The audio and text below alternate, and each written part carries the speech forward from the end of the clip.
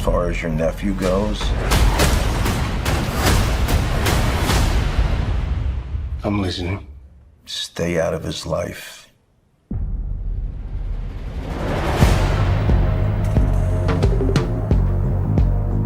Greetings, wherever this may concern. Christian Aguilar here, back with another movie review. And in today's movie review, I'm going to be reviewing the prequel movie, The Many Saints of Newark.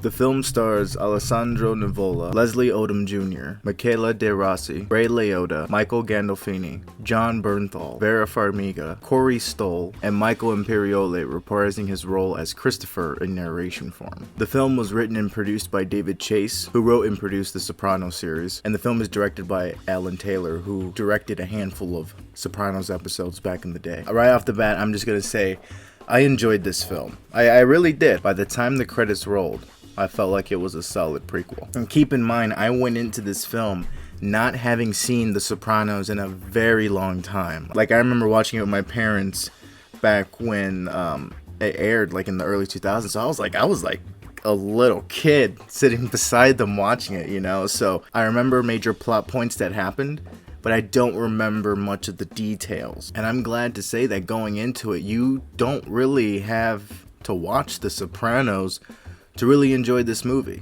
I think this movie will probably get you into The Sopranos if you enjoy it. And you didn't have to like really catch up and rewatch the show to really appreciate this movie. If you've seen it before and you remember parts of it, I think you're cool to go into it. And by the end of this movie, it will make you want to watch the show or rewatch the show. I honestly love the pacing of the movie. I did not think that we were going to start with a really young Antonio Soprano. Like, he started as like a little kid.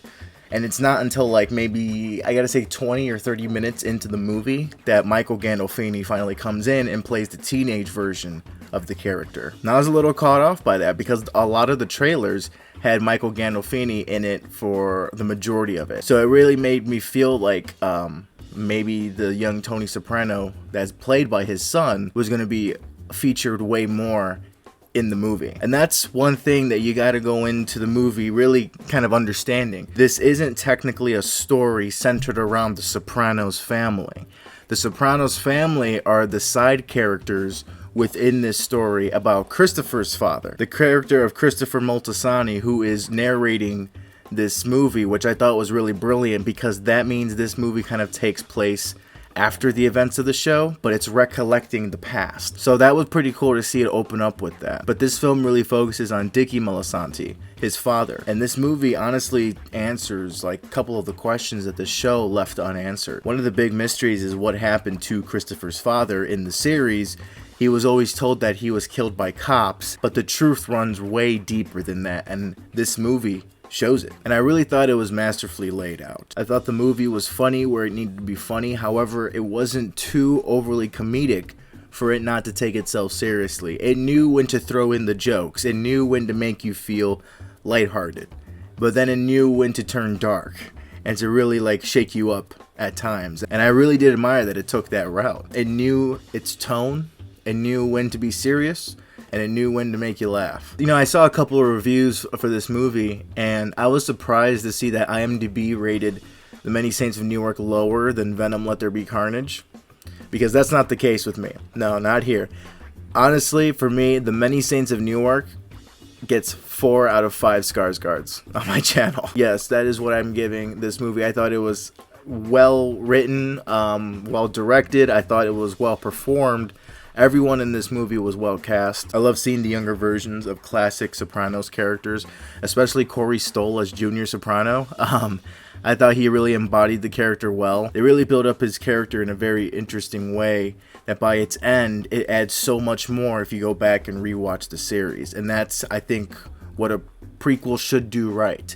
It should leave you wanting to go back and watch the original thing, you know? I mean, even after when Rogue One came out with Star Wars, I remember people saying, like, now I want to go back and watch the original Star Wars, Episode 4. Now I want to go back and watch it because it leads right into it. So I honestly think that The Many Saints of Newark really makes you want to go back and watch the series. However, it doesn't finish right where the series begins. There is still a lot of time in between the events of this film and season 1 of the show.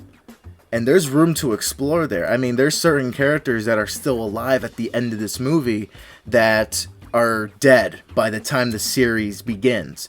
So there's still a lot more story to tell. And I think if not a sequel, they're probably going to come back for a series or a mini series of some sort, possibly on HBO. I hope that's the case. I hope we can really see Michael Gandolfini grow with the character of Tony Soprano and then kind of leave off somewhere near the events of season 1. And when I was reading those reviews, I saw, and people were kind of giving it a little negative review saying that the story was trash here and there. I go back and watch the trailers, and it's really, you know, Tony Soprano heavy, of course. It's like, who made Tony Soprano? But when you watch the movie, Tony Soprano is...